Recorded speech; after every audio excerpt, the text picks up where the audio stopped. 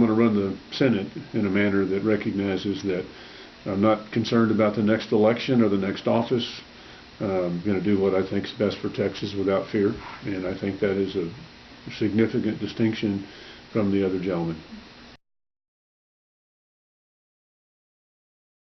You know, money doesn't solve problems, but it puts you in an excellent bargaining position to solve problems.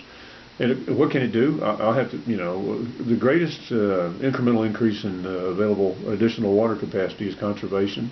And when I say conservation, I'm not just talking about the guy with the clipboard driving around in the wee hours of the morning saying you're watering your San Augustine plantation when you shouldn't. I'm talking about restoring and repairing municipal water systems that in some cases are 50, 60, 70 years old.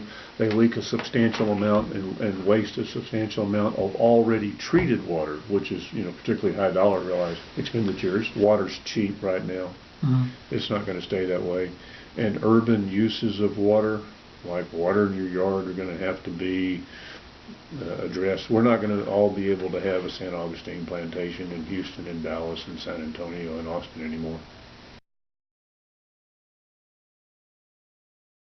Passed it, I passed it in 93, Richards vetoed it, I passed it again in 95, okay. Bush signed it, and with the predictions of blood in the streets, Wild West, and shootouts at every four-way stop. Instead, what happened is according to the FBI crime data for Texas, there's a 42% decline in firearms homicides from 1996 through 2011, or maybe it's 2012, possibly. Well, whatever the last year data is available, 42% decline in firearms homicides, as measured as rate per 100,000. If you look at the raw data, mm-hmm.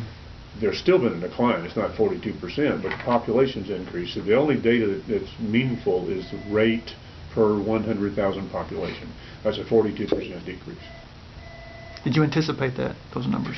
I didn't anticipate those numbers. What I knew for sure is that it wasn't going to make things worse, because, you know, we were late to the game.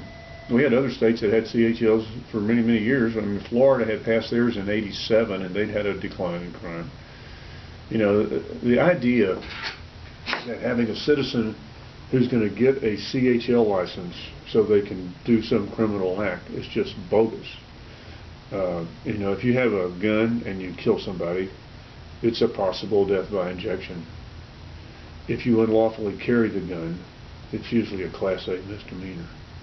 So someone who's so concerned about a Class A misdemeanor offense and punishment is going to get their license so they can then go kill somebody, which is probably or possibly capital murder. Doesn't make any sense. It's just the hysteria generated by the people who they're hoplophobic.